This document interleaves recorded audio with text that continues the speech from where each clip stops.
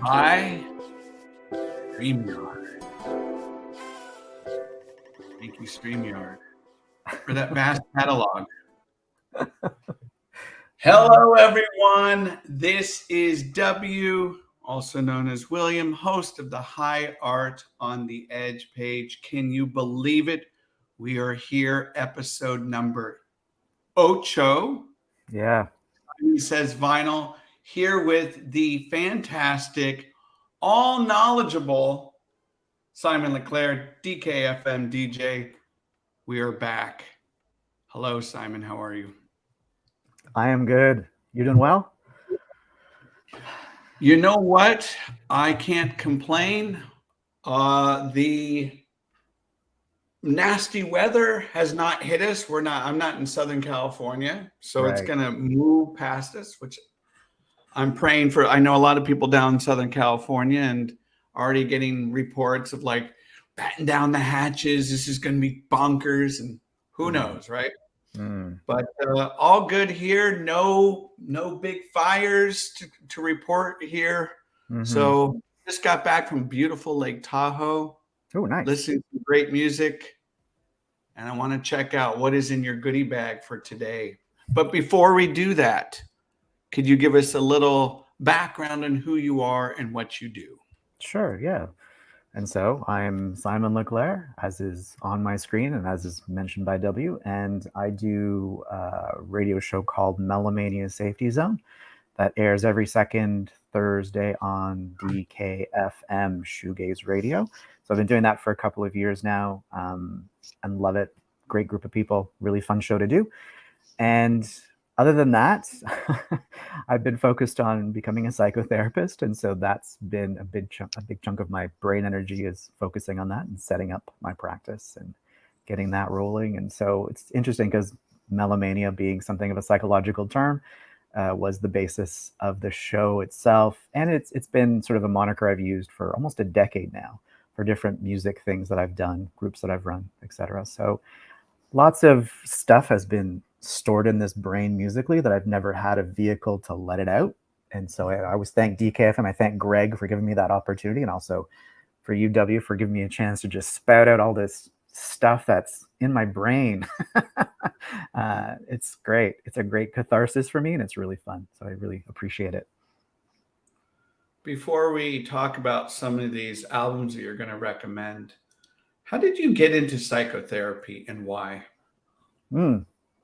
Okay, so my original undergrad was in psychology back in the 90s. And so I always had an interest in psychology. I went more in an educational route. So I ended up doing educational psychology back then, which led into ESL teaching eventually, along with teacher training. And so I did that for a very long time.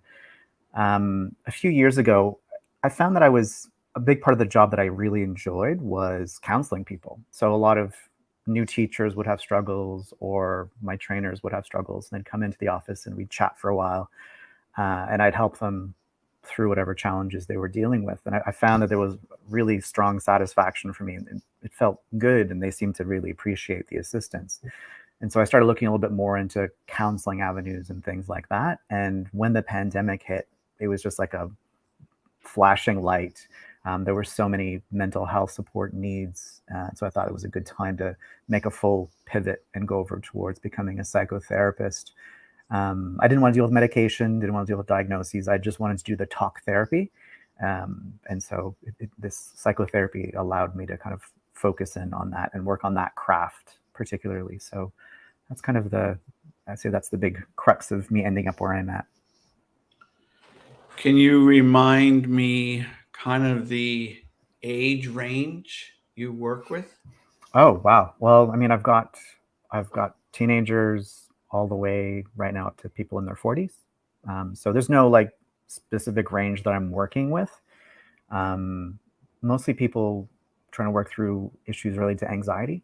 Anxiety and depression are fairly prevalent with folks looking to do talk therapy. And so that's kind of it. Other than that, really diverse group of folks that I'm working with, which is wonderful. Get to sort of talk to people from all walks of life, all backgrounds, futures, etc. So yeah, it's varied. It's quite varied. So one of the questions I loathed, but also appreciated from people that asked me when I got into teaching, Mm-hmm. what makes you a very good teacher, William? So I'm going to ask you that question. What makes you a good psychotherapist? I'm going to base it on what other people have told me, because that's usually, to me, that's where the proof comes from. Folks have said that I'm easy to talk to, rather approachable. And so, I genuinely enjoy listening to people's stories, and trying to see things, like see the world through different perspectives. I value that. And I think that's a big part of living. And I think that's allowed me to kind of shift over to this particular discipline effectively. Yeah. So I've wondered then, in your profession, Mm-hmm. if people are sharing very personal matters with you, Mm-hmm. and they're sharing experiences with you that you personally have not undergone, Mm-hmm. how do you find empathy and a modicum of understanding to connect with them? Yeah. I mean, with a lot of things that you don't experience, it's okay, because you're not supposed to be the person who's in front of you. You want to get their interpretation of the experience, because that has more value and more meaning to them than literally the experience itself. It's what is their takeaway from the experience. And so it doesn't make it a necessity to have lived what they've lived. It's more a necessity to be able to ride next to them as they understand what they've lived and make meaning from what they've lived. And so that I think is a big part of it. If you've had similar experiences, it can help in some ways, but it can also be a hindrance too, because you don't want to fall into countertransference where you use your experiences and assume things for the client. Yeah. So really, there's pluses and minuses to both. One more question, Sure. and then we'll get into the music. So I just watched a movie with John Krasinski called The 13th Hour. Okay. This is the story of Benghazi, the tragic story of Benghazi. Mm-hmm. I'm not here to talk about its authentic, verisimilitude stuff, Mm-hmm. but it's a very gripping film. And I was thinking about the fallout and the aftermath on soldiers, CIA operatives that go through these excruciatingly painful experiences. When you don't, obviously you don't have to name anyone, of course, but Mm-hmm. when you work with people who have undergone some of the most brutal stuff, whether it be being a war veteran or someone of major divorce, Mm-hmm. do you sometimes have to call on other colleagues to help look at that case and go, wow, this is a whopper. I may need some assistance in this. Yes. I mean, it's actually a given. You have to have colleagues always to talk to.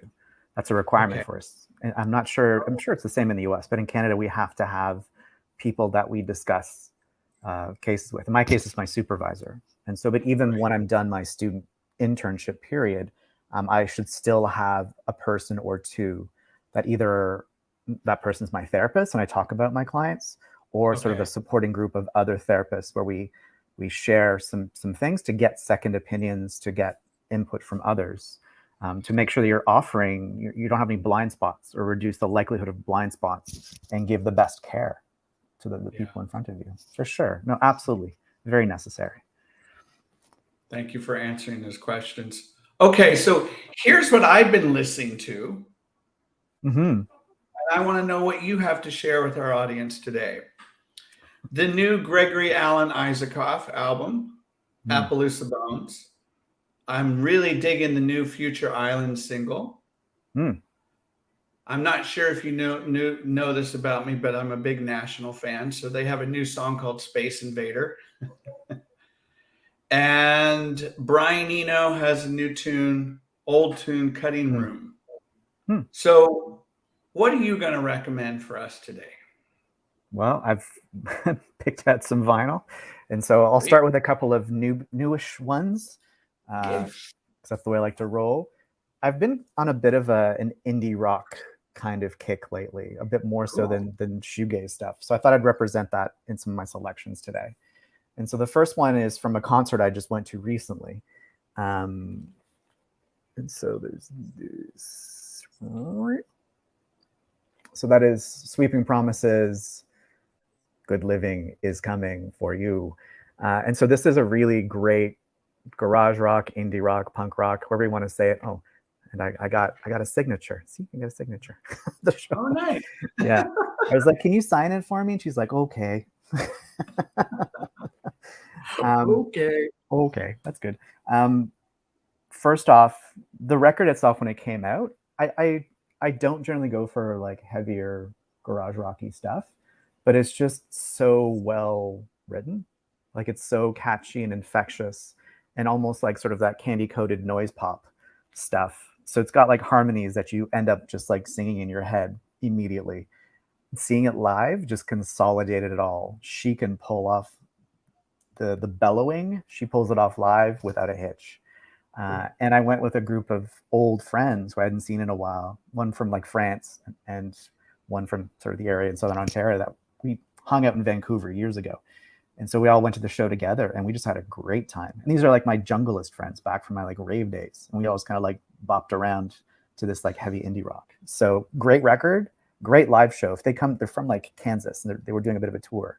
And so if they come to your town, definitely go see Sweeping Promises and check out the record because it's awesome. So based on your recommendation, because you posted that last week, I checked it out. And I mean, it's 30 minutes long of an album, so it just zings on by. Yep.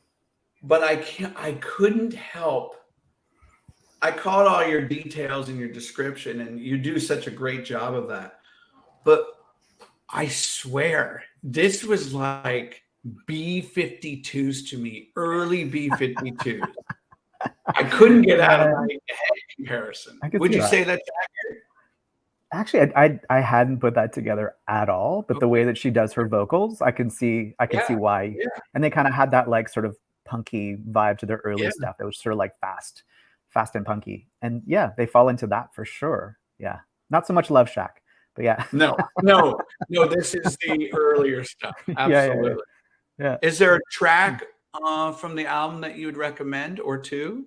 I find that honestly, Eraser just like blows it out of the water to start the album. And they started the gig with that too, and it was everybody just stopped.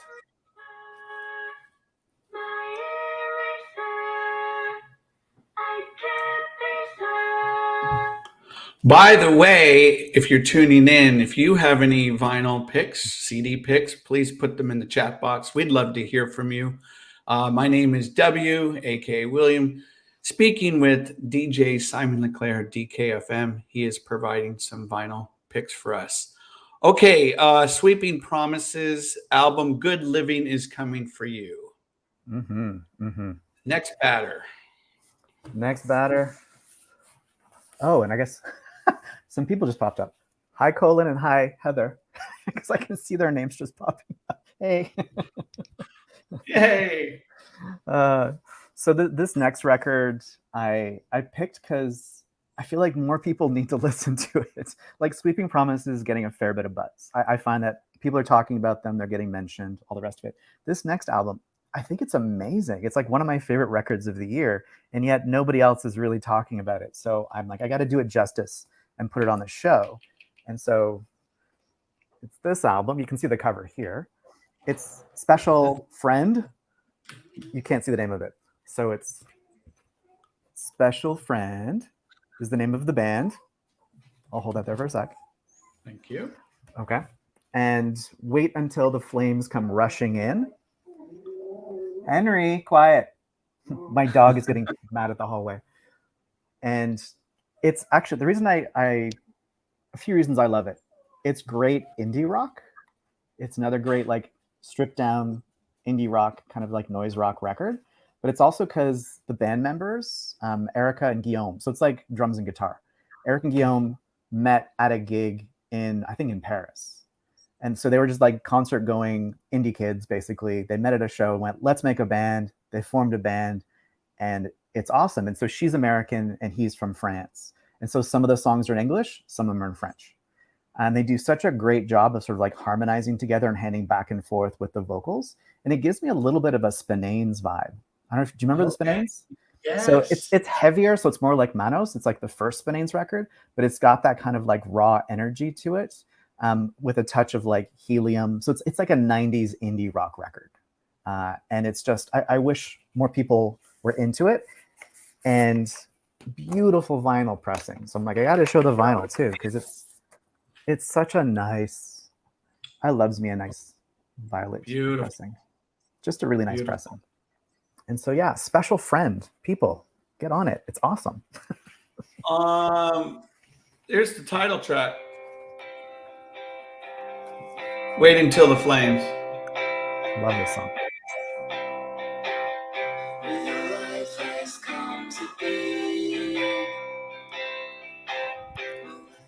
Is this their first album? I think it's their second. They definitely have a record before this. They might have some singles and EPs and stuff. They have one full length, and this is their second full length. And I think I got it through. There's a label called Hidden Bay, out of France, that does amazing like jangle indie pop kind of releases. And so if people like that kind of stuff and like the Janines and other sort of like French jangle pop stuff, I'd say definitely go check out Hidden Bay. Really great label. So there's that meme. It's my favorite meme of all time. It's where the little boy from the Rascals, it's a black and white meme, and he's at the window and he's got a bag of cash and he's just throwing it. So when you say jingle, I'm that little boy just throwing. Take my money here. That meme shows up a lot because we do a chat during the broadcast, right, on the DKFM Facebook group page while we're listening to the show, and that meme shows up from time to time where people are just like, "Okay, I'm throwing my money at this, Simon. Thanks. Here we go." It's like, yeah. I did that meme one time on I won't name the band, but I was basically saying, "Here, take my money," and someone wrote back and said, "That's very offensive, W." Because what she thought it was money going out the window. Oh, no. All of us in the know with that know that that means. And most people know I love it. Yeah, most people know I love this dream pop band from Hershey, Pennsylvania. Oh, I see. So I was like, no, I'm giving them my money. I'm not tossing out the window. All right, so Waiting Until the Flames comes rushing in. Band is Special Friend. Got it. Definitely. So those are my two like newish picks for now. There's lots of great new stuff, but I'm like, okay, whittle it down to two, Simon. Which two? And I went the indie rock route with those two. Nice. And so digging back a little bit further, a record that's sometimes overlooked and has some trivia that I thought you would enjoy. So I picked this. This is going back to, I think, like 2016-ish. This is Porches. The album's called Pool. And so it's Aaron Main is the main guy behind the Porches project. The other albums that he has, he's got a bunch. I don't love them. This Porches album is actually different and to me has more song structure to it and is just a better blend of dream pop, synth pop, indie pop. And a big reason why is he co-wrote some of the songs with his then girlfriend, whose name is Greta Klein. W, do you know who Greta Klein is? Greta Klein.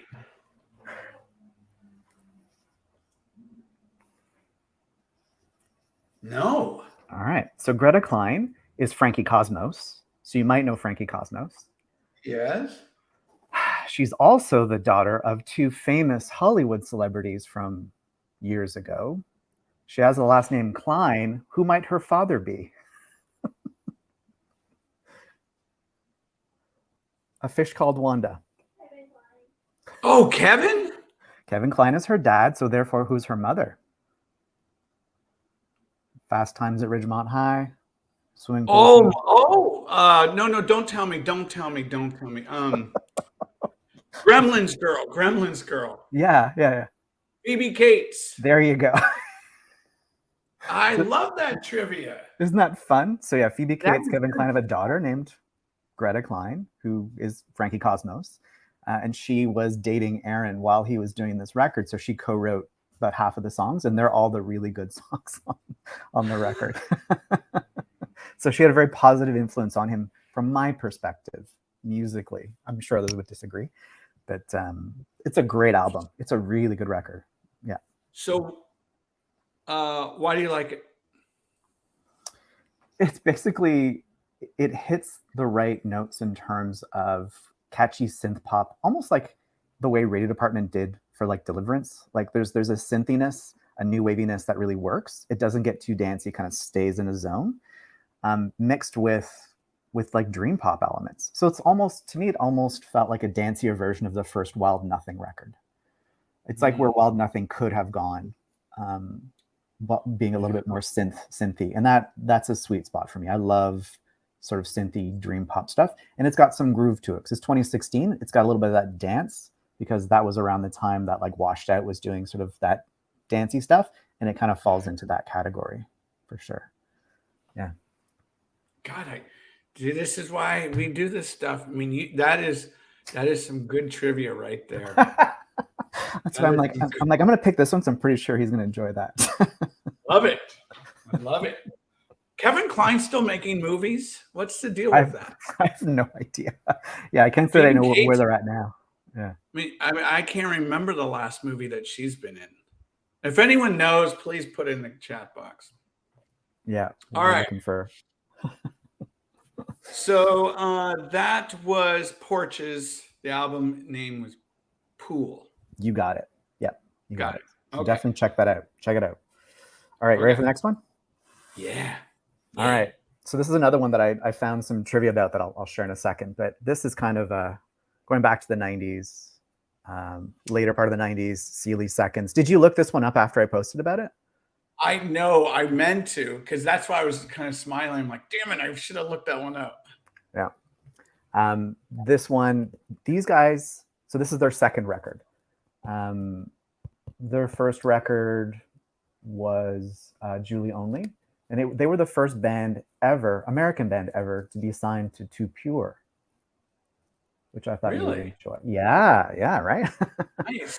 Wow. And so they were the first American band signed. They were like basically architecture students, I think, from the Atlanta, Georgia area, formed a band in the sort of early to mid 90s. And then by the late 90s had a couple of records.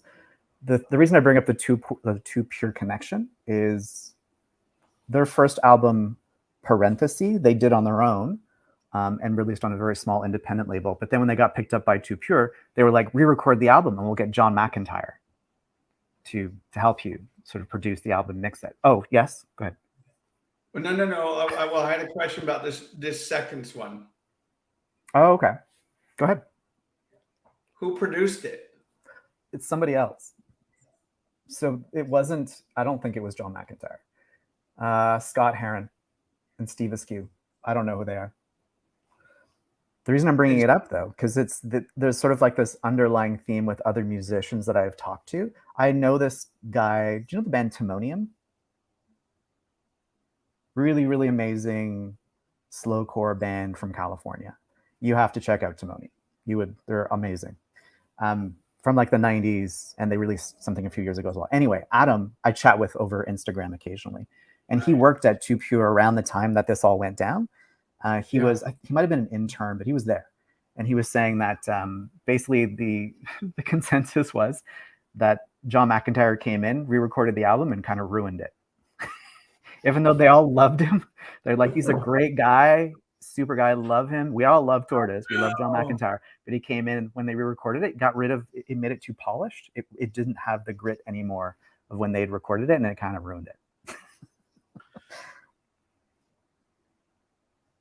When you hear albums that are too slick and too polished,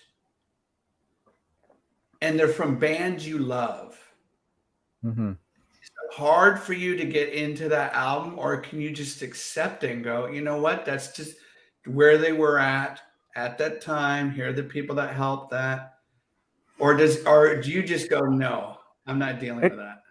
No, it varies. I'll usually give it a shot, but Okay. overproduction of rock music bothers me. But like electronic music, it doesn't matter. So it's like electronic stuff can be shiny, and that's okay. It doesn't ruin the aesthetic, in my opinion. But when you've got like rock bands or alternative bands and that sort of stuff, where they end up having like the radio coating, basically it's almost like, okay, now you're radio friendly kind of lacquer that goes on the stuff that they're doing. It just doesn't appeal to me anymore. It doesn't have the same feeling. I don't. Yeah, I do like a raw element. I like lo-fi. So there's that for sure. So remember when the grunge era broke, right? Mm-hmm, mm-hmm. And when obviously Pearl Jam, Nirvana, all those bands, Soundgarden, so on and so forth. People, I remember when Nevermind came out, people were like, obviously they're like, what is this? And then on the other side, the people were like, this is crap. This is way too polished. And I was thinking at the time, like, but their previous album was, I think it was Bleach. Yeah. Might have been Bleach. Yep. I mean, there is a stark contrast, but I thought at the time, like, what a great leap forward for that band. Because I'm not maybe they could have done another Bleach, a little bit more experienced sounding, maybe a little bit more raw sounding, but I don't know. It bothered me that people pissed on Nevermind so much because I thought it just showed a really nice progression.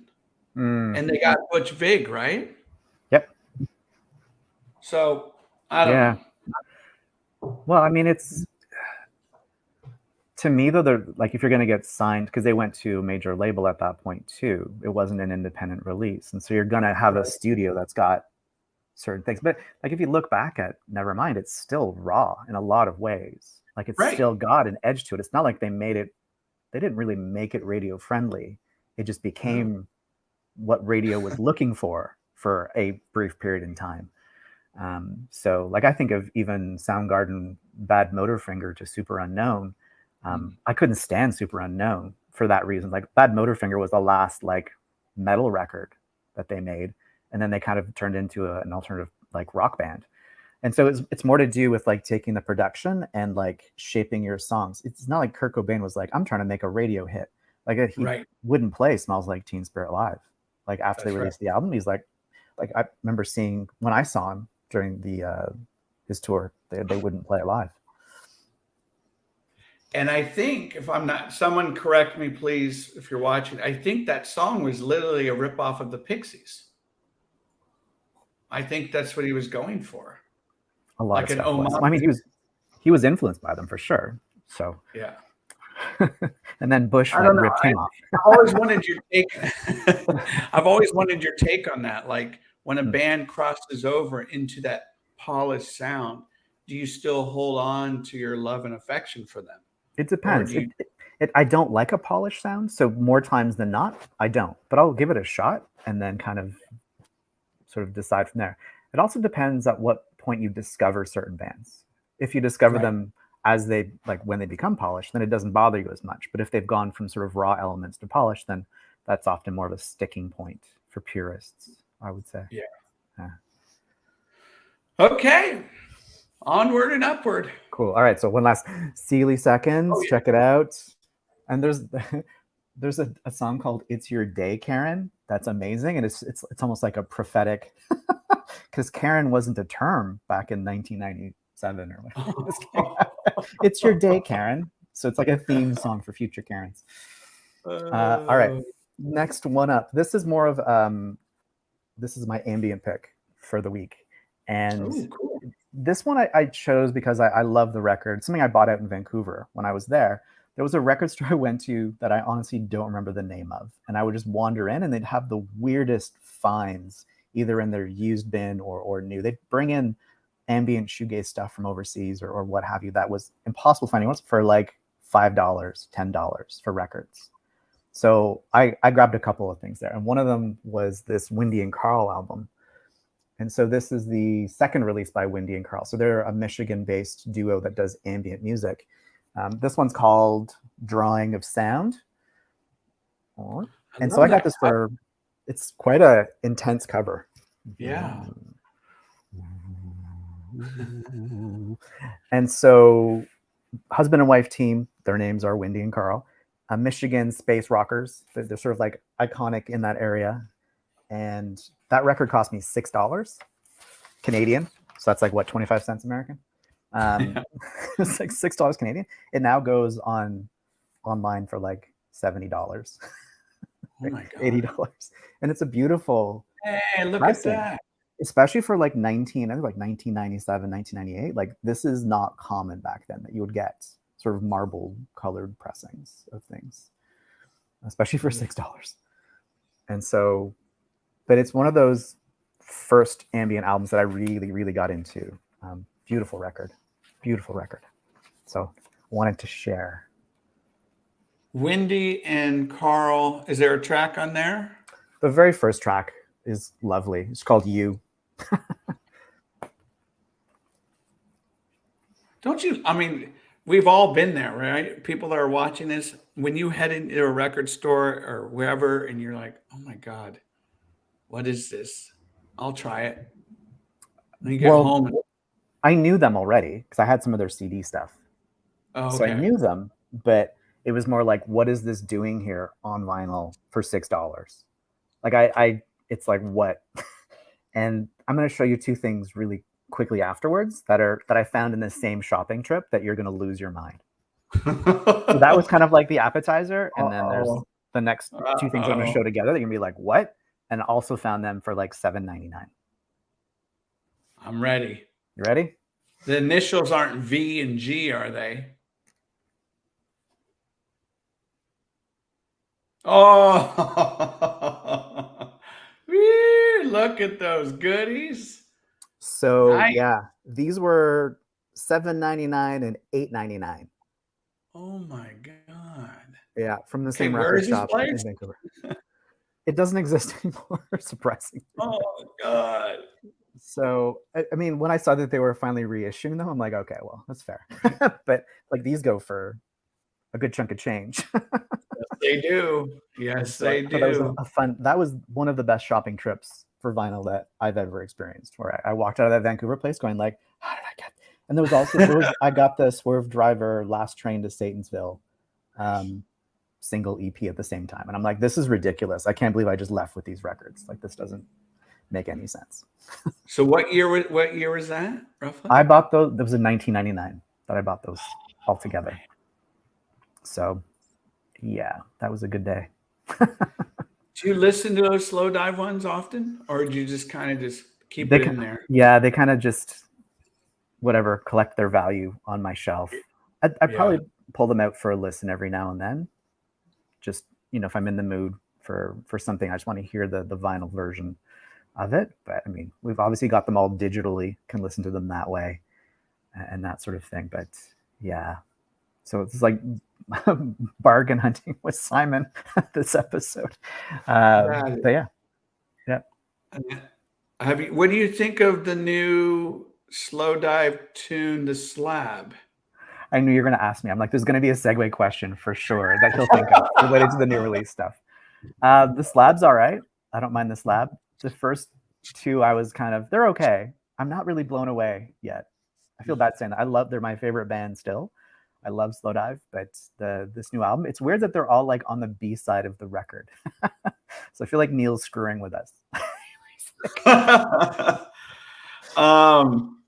Yeah, I think there has been one review posted or shared, maybe 2 reviews of the album. I won't read it. I don't want to know anything else. Sure. Yeah. The Slab's not bad. I like the Slab. Yeah, it's different. It's cool. I love that driving energy, that repetition. Yeah. When are you going to go see them? Yeah, September, I think. They're coming through Toronto. It's in my phone. So it's coming up, and there's a little posse of us that are going to go check it out. Nice. All right. What's next? So next, I wanted to get into some T-shirts because I haven't done that in a couple episodes. Please. And it allows me to talk about this particular band.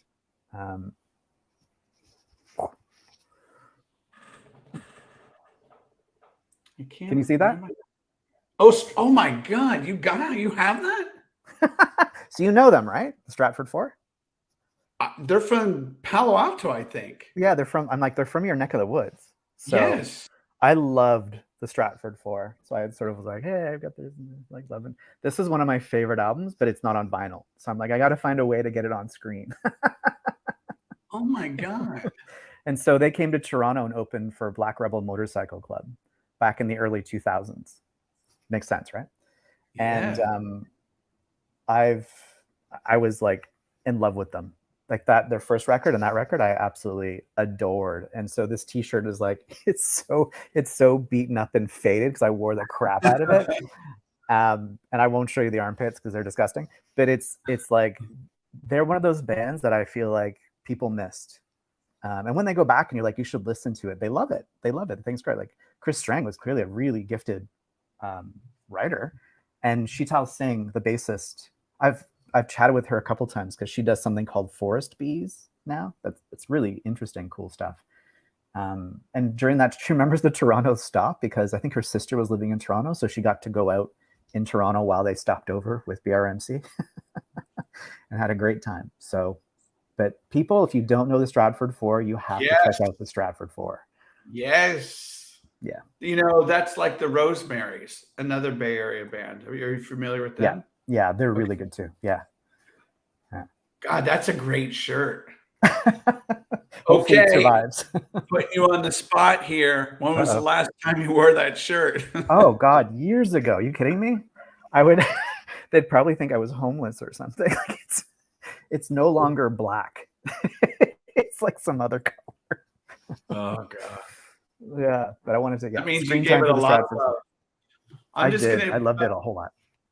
Before you share the next one, I just want to read out some comments. Colin says, hey, W. Hey, Simon. Hello to you.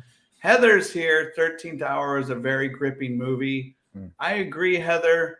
Again, I don't know how authentic and how accurate it was to the actual event, but man, it's a white knuckler there. Vishala says, I like them. Stratford, I remember always wanting to see them, but missed them or didn't get a chance. Vishala. Felix, too bad. I feel for you. And Tyria is like, wow, $7.99 Canadian dollars. Yes. Oh, yeah, there it is. Okay. All right, let's see your next homeless shirt. Right. Yeah, that's kind of they all live at the back of a closet in a box. And so I'm going to see if you can kind of, you probably won't recognize. So there's this. So this is that, don't tell me. Oh, okay. Okay, tell me. Hold on. That is, no. The Depreciation Guild. From when did you see that? Because it's some of the same members of the Pains of Being Pure at Heart. So they toured together and opened for the Pains at Lee's Palace in Toronto, and I grabbed this T-shirt, and I loved it. I wore the crap out because it's such a neat T-shirt. Yeah, and they were so good live. The Depreciation Guild were incredible live. Like I was blown away by them in concert, and I've got their vinyl. I think I'm not sure if I've shown their vinyl or not, and some of it's quite hard to get. But I posted this on my Instagram, and I can't. Is it Kip, the guy from the Pains, saw it and was just like, "Holy crap! You still have one of those T-shirts?" And I was like, "Yeah." He's like, "I think that because they had 3 or 4 variants of the bars with different color palettes on them and stuff like that." And he's like, "I think that's the version I gave to my mom." So he's like, "I think you and my mom are the only people that still have that T-shirt." Nice. You know what I thought it was? What do you think it was? New Order. Oh, no. Like you had seen them in the 80s or something. No, I would have been a little too young. I swear. Have you seen New Order? I think I've seen them at a festival. Okay. If I recall correctly. Yeah. Was Hooky on the bass? Yes. Yes, I think he was. Yeah. Nice. That make you happy? Makes me happy. Yeah, I love your t-shirt. Any more? I got one more. All Because right. I try to do the t-shirts and the concert tickets in threes. And so this is one of my favorite albums. And since they're releasing a new album coming up, I thought I'd represent. Oh, cool. Great shirt. Yeah. And Love that. so I love that 23 album by Blonde Redhead. Just that does it for me. And so I got this t-shirt in London when I lived in England. I saw them live at the Coco in London, nice. and it was such a cool venue. I really enjoyed the show. And I'm like, I gotta get a t-shirt, and like guitars with wings on them equals a good t-shirt. So their new album drops September. Yeah, I think it's end of September. Okay. Yeah. I played one of their songs on my last episode. You did. Yeah. You did. It's before. I think you played before. No, it was something else. It was something else? Yeah, it was the second single, because I think before is the third single. I can't remember the name of it offhand, but I don't remember before. I've never seen them live. Oh wow. I think I've seen them 5 or 6 times. And they're always good live. Always a great live act. Yeah. What do you think of that 4AD band? Is it Her? I don't know. Her. It's just Her, H.i.gh. Hmm. Am I losing my mind here? No, it's I don't know everything about all music, so it's entirely possible. Come on, VLux, help me out here. Somebody. Who is that? It's a female lead singer. Okay. That really narrows it down. Yeah, that's definitely not a 4AD band then. 4AD. They're from London. They came out right around that band, the Big Pink. God darn it. Oh, I remember the Big Pink. I saw them in concert too. Place to Bury Strangers opened up. Beautiful, ethereal voice. And they're called Her. Oh. H.E.R. Her? Maybe it's she. Some kind of personal pronoun that's feminine. Yes. Someone please help me out here. Oh, those are great t-shirts, by the way. Cool. I'm always happy to give them a purpose besides sitting in that box. So ticket stubs. Yes. Got your tickets. All right. First one up. Because really, how can I not? So 1997 Spiritualized, where Jason Pierce could still stand up while he performed. I'm sorry, I had to do that. I think the Dam Builders might have opened for them, just to throw a little blast from the past in there too. They were good. So this was the first time I saw Spiritualized, 1997. So obviously, kind of in my mind, in the heyday of. Was that Ladies and Gentlemen? Yeah, it's right when Ladies and Gentlemen came out. So it's like, to me, that was the culmination of all that was wonderful with Spiritualized was around then. I remember the the light show being really intense and my friend having to take a knee. So he was next to me at one point. I mean, we were probably influenced by other factors, but he at one point I just sort of looked over and he was taking a knee and he had his like arm on my back. He's like, just I need a sec. And I'm like, that's cool. That's totally cool. But such a great, at that point in time, such an amazing live act. And I think this was around the time, it couldn't have been far off, where they played the CN Tower show. So they wanted to perform the highest show ever. Right. The way that they phrased it, I'm like, yeah, okay. But they wanted to perform the highest show ever. And so they played the restaurant area of the CN Tower. It's like high art. Oh my. I just gave that to you. I just like, here, take this. But that high is hit it. Oh my gosh. For all those wondering. We have gotten goofier, but that Spiritualized, I'm going to plug an event that I just did with Moon Cowboys, Ricardo Fiel. We did this whole thing on Spiritualized. And our special guest, our surprise guest, was Mark Refoy.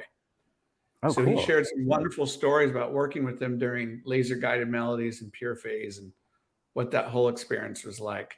Yeah, I mean, if you've never seen Spiritualized, I mean, you just have to. I'm sure people that have been fanatics and longtime listeners of their music may have different opinion now. But I saw them when they came to San Francisco. I've seen them several times. Yes, he sits in a chair now, but oh my God, it's just there's always some point in the show when I see them, I'm like, okay, I've seen this before, and then I'm like, okay, now I'm all yours. Right. It's just that music it just takes you over, and maybe I don't know what it is, but yeah. No, that's definitely like it's funny because it felt like he was trying to create a religious experience in terms of like, I mean, they're called spiritualized, a lot of the sort of like the gospel choir elements, the sort of like the upliftingness of a lot of the tracks and how they kind of go from noise to starkness to uplifting. So it all feels like it's geared towards a religious experience for people when they attend the shows. And I'd say, because I've seen them between 8 and 10 times as well. And yeah, I generally walk away feeling that sensation. I saw him sitting once and thought it was okay. The second time I saw him sitting, that show, maybe I wasn't in the mood. It just didn't hit me the same way. So I thought, okay, I need a spiritualized break for a little while. Vishala, Vishala's put off by the sitting as well. That's right. And he also needs to sit because he needs to be looking at the lyrics too. It's much easier. Yeah, so he's got his little setup with his sheets of stuff, and it's fine. And the musician, like, he brings really good musicians with him, and so like the show itself is solid. It's definitely very, very solid.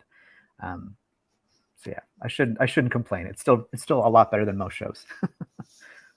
Everything Was Beautiful was one of my favorites of last year. Really? Good stuff. Yeah. Yeah.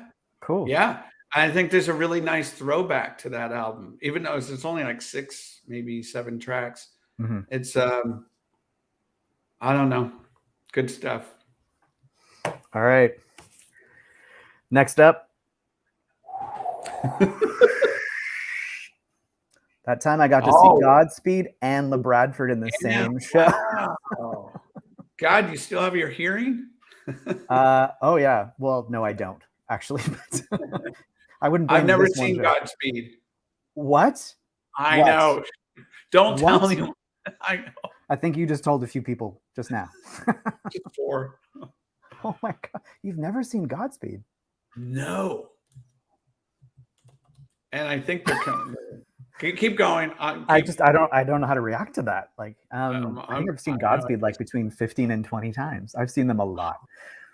Well, they were touring constantly for years, and so anyways, this was in Vancouver. So this, I think, was the second time that I saw them. So this was in 1999. That's how I know. Vancouver, 99. I was trying to do a connection with the record shopping, and the LeBradford set was so spacey and beautiful and gorgeous. And I miss LeBradford. I've talked about them before, but LeBradford, to me, they set up so many future acts with just the sounds and the subtleties and the ambiance, but like accessible ambient music in a way that just resonates. And so they were, again, substances were likely involved, but they made us tingle. And then Godspeed came on and just blew us out of the water. And it was incredible stuff. So yeah, I've heard nothing but great things about their shows. Yeah. There are a slew of bands. I for whatever reason. Yeah. You definitely need to see Godspeed, though. You gotta see Godspeed. Like, there's no excuses. You gotta go see it.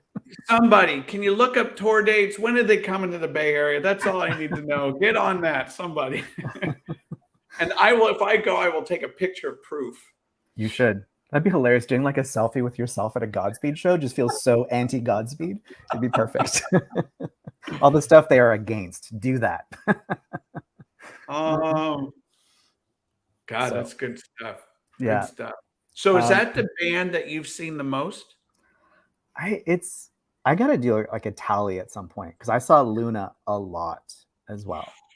And so, because they were always in, I know, you saw, I got the reissue, Days of Our Lives. So I mean, I love Luna, and I saw them a lot, and he just was always back in Toronto. I wondered if it was because of Sean, since he's from Southern Ontario as well. But they were always coming back to Toronto. Like every tour, they'd usually hit us on the way out and then again on the way back. And so I'd see them like twice in a year at least.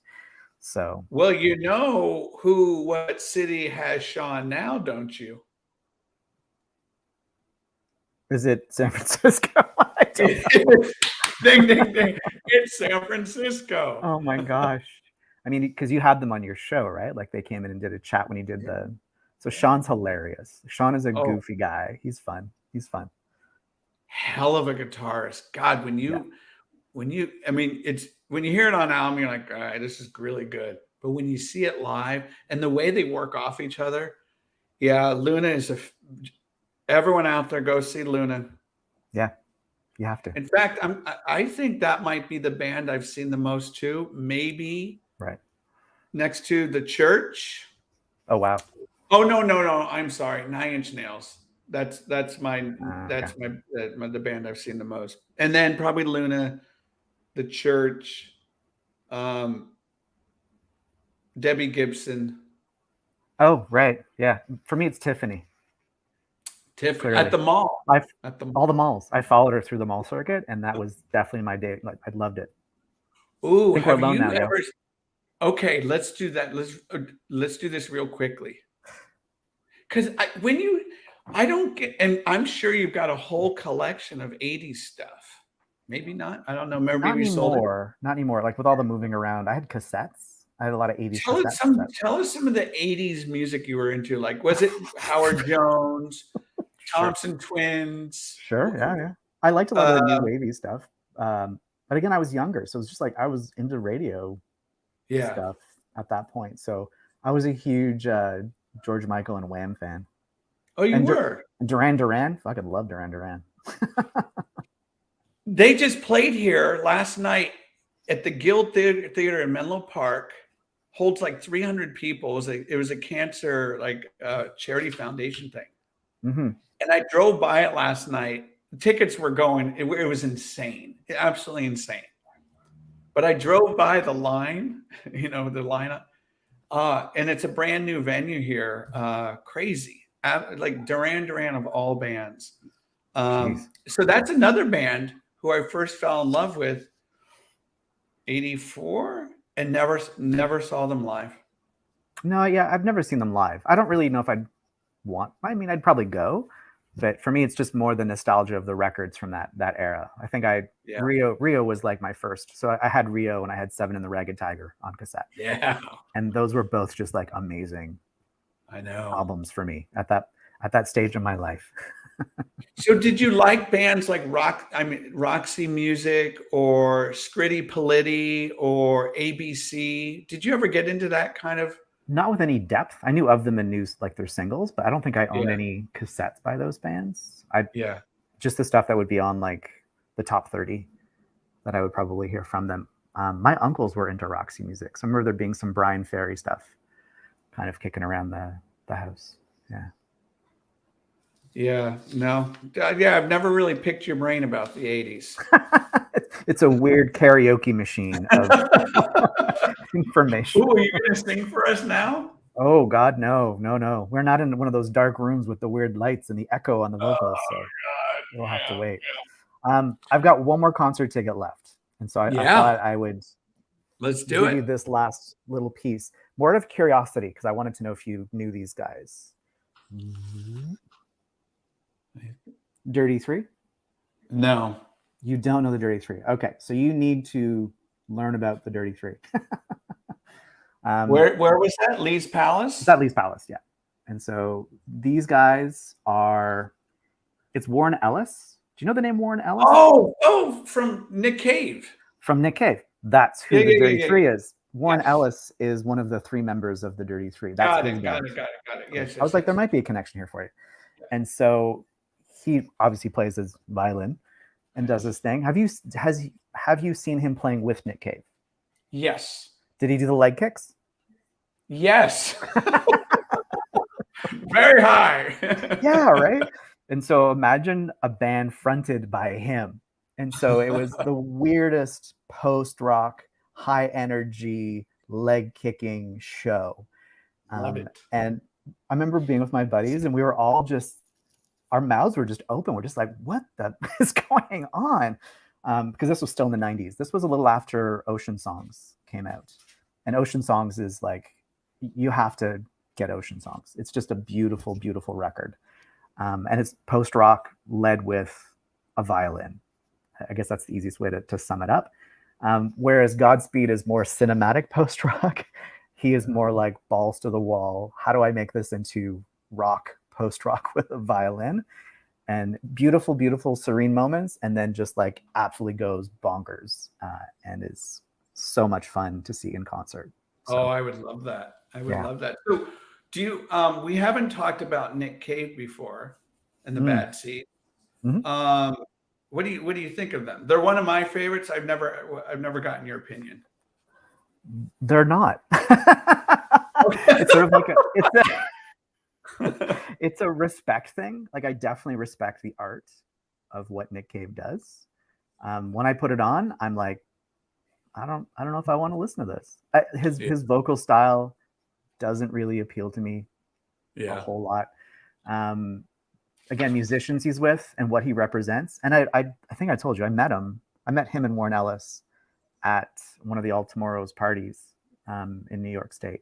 No. So I'm going to do, at some point, one of these episodes is going to be purely devoted to All Tomorrow's parties. And I'll walk you through all of the crazy crap that happened to me while I was at these small festivals with these superstars of indie rock.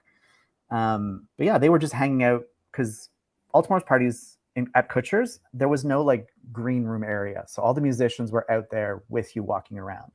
And so this is where I like met Kevin Shields and, that I remember. Patti Smith and Kevin Shields were like hanging out and walking around together. You can go up and talk to them. But Warren Ellis and Nick Cave hung out the entire time together, and they would just sit on these benches in the lounge area. So people would walk up to them and chat with them for a little bit, try to give them like, demo CDs. This is my band, check it out. I heard that happen twice. And we were sitting just like behind them, and my buddy was like, let's just say hi. And so we said hi.